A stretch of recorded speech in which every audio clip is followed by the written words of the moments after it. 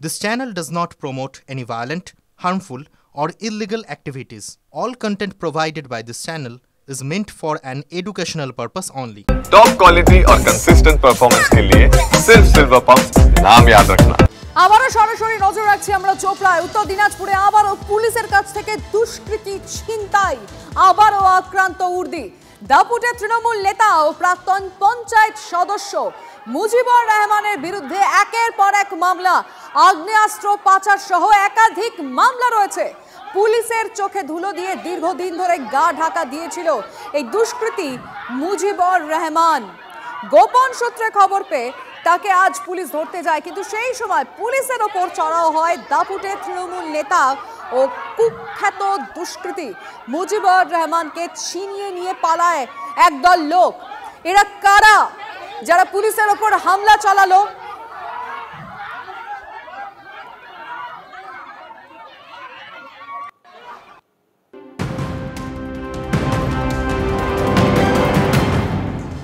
আর এই মুহূর্তে আরো একটা বড় খবর, ডিজিটাল অ্যারেস্টের ভয় দেখিয়ে গলফ গ্রিনের এক মহিলার থেকে ৪৭ লক্ষ টাকা প্রতারণার অভিযোগ।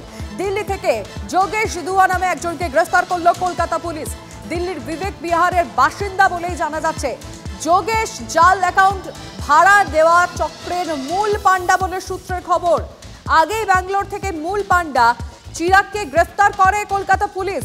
চিরাগ ও যোগেশ দুই ভাই কলকাতা, ব্যাঙ্গালোর এবং দিল্লিতে অভিযান চালিয়ে আগেই গ্রেফতার করা হয় তিনজনকে।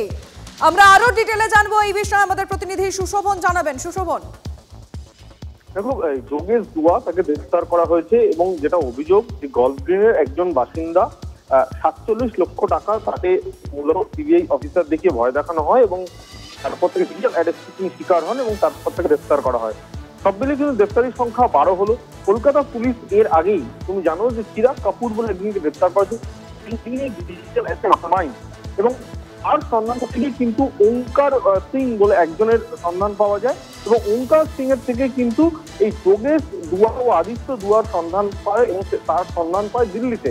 যখন সাইবার অফিসাররা যখন সেখানে পৌঁছায়, সেখানে গিয়ে দেখে যে দুজনের মধ্যে এই যোগেশ দুয়ার সন্ধান পেলেও আদিত্য দুয়ার খোঁজ পাওয়া যাচ্ছিল না এবং এই যোগেশ দুয়াকে গ্রেফতার করা হয়েছে। তদন্তকারীরা মনে করছেন যে এই গ্রেফতারের পরে এরপর ডিজিটাল অ্যারেস্টে আরো বেশি কিছু গ্রেফতার হবে। তার যখন ঘটনা ঘটতে পারে এই জাল অনেক দূর পর্যন্ত বিস্তৃত এবং একে একে তাদের গ্রেফতার করা হচ্ছে। সব মিলে কিন্তু তার থেকে বেশ কিছু ডকুমেন্টও বাজেয়াপ্ত করা হয়েছে। ধন্যবাদ সুশোভন।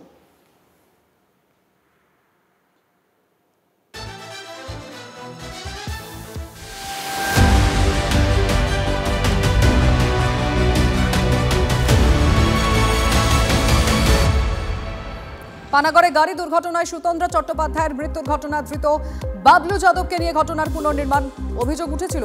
একটি সাদা গাড়ি সুতন্দ্রাদের গাড়ি ধাওয়া করে। সুতন্দ্রার গাড়ির চালক ও সহযাত্রীরা ইফটিজিং এর অভিযোগ তুলেছিল। তদন্তে নামে কাকসা থানার পুলিশ।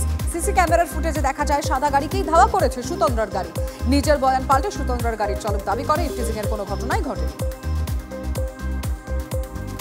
অবৈধভাবে ভারতে অনুপ্রবেশের চেষ্টা বিএসএফ এর হাতে পাকড়াও ৪ বাংলাদেশি, তুলে দেওয়া হয় পুলিশের হাতে। পুলিশ সূত্রে খবর, হাকিমপুর সীমান্তে অবৈধভাবে ঢোকার চেষ্টা করে ৪ বাংলাদেশি। সীমান্তে টহলরত বিএসএফ জওয়ানরা তাদের আটক করে। ধৃতরা সকলেই ঢাকার বাসিন্দা। ৪ অনুপ্রবেশকারীকে তোলা হয় আদালতে।